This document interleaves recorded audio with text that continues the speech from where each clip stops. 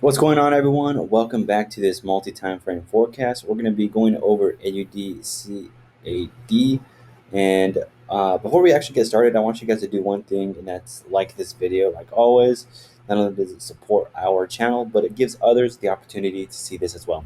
So let's get straight into this. We're going to be going over Australian dollar and the Canadian dollar, and what I want to do is start on the monthly time frame, quickly just going over basic trends. We could see that we had an ascending trend line. It was broken, and that's why we're falling down now. Let's just see more or less. We're just trying to get the basic trend directions and basic key structural areas relevant to where price is at currently. So we're just kind of shooting vaguely here, and then we're going to go down on lower time frames and then kind of get a little bit more granular from there. So we're just looking at key areas of structure on the higher time frames just to kind of get a base level of where it's going. So usually I like to try to find trends and significant areas of structure relevant to where price is currently at. So you can see here we have support, support, support, turn resistance, and then potentially being treated as resistance right here depending on how this candle closes. Similarly, we have support, support, support, and then we have this area of resistance right here as well. So that is another.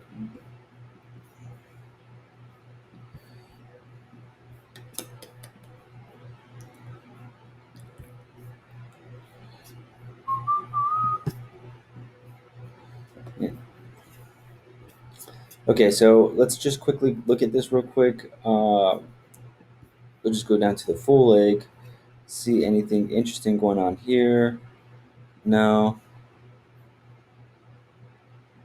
Potentially the 71, and this would be probably the weekly leg. We can just go check real quick, and so we're not guessing.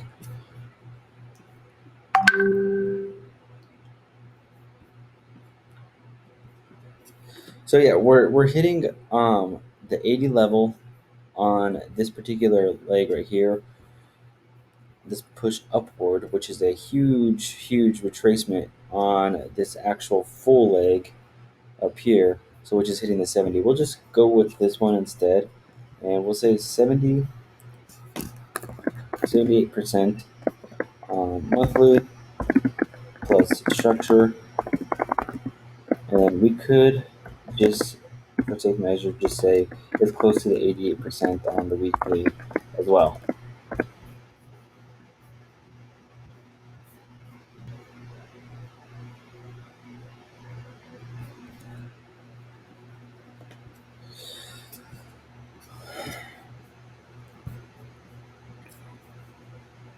So let's see what that would look like real quick.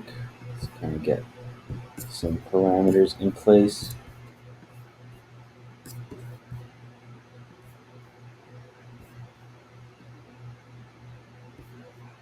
Hmm, let's see.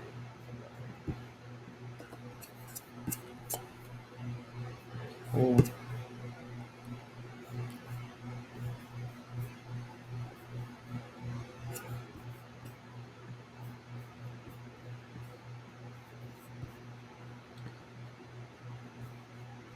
So this one, we only have two pieces of confluence in our favor right now, but we are testing a critical area of structure on the higher time frames in conjunction with it aligning that structural area aligning with two Fibonacci's on two different time frames for two different legs.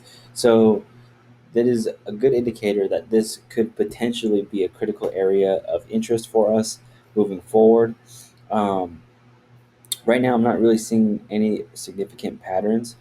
I do see, if we go back to the monthly, an impulse to the upside, which means we should be seeing a retracement anytime soon, anyways.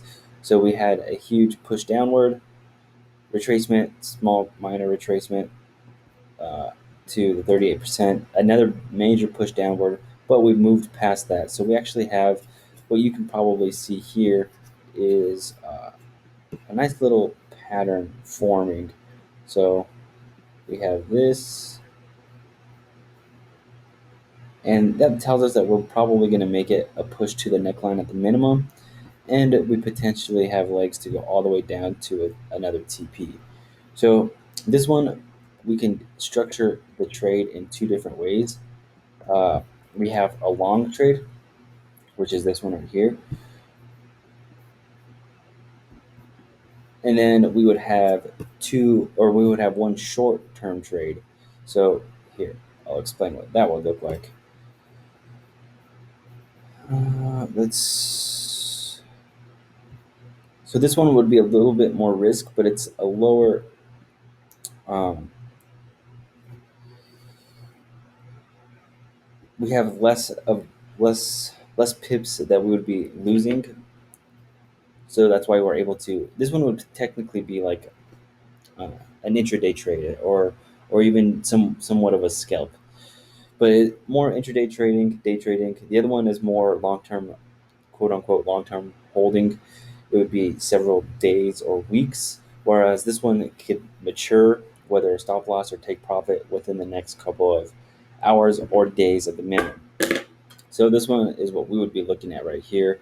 This one is close to a 1 to 3 risk to reward ratio. I'll probably take this one if we have good entry conditions and they're satisfied. Otherwise, I would do a smaller lot size and then go for this longer trade altogether. However, because, like I said, we do have this major impulse to the upside, we should be seeing a retracement regardless. But based on how price is going to respond to this key area of structure, we could see a continuation based on that previous, which is this current leg, this current uptrend, uh, making it past this retracement leg as well. So something to be considerate about. We should be monitoring price in this area when it does hit it, regardless if you are taking the short term trade or the long term trade. You want to be monitoring price at this critical zone because of the fact that it's in confluence with significant structure. And if we just take the fib again and look at it real quick, we could see that it is. Where'd you go?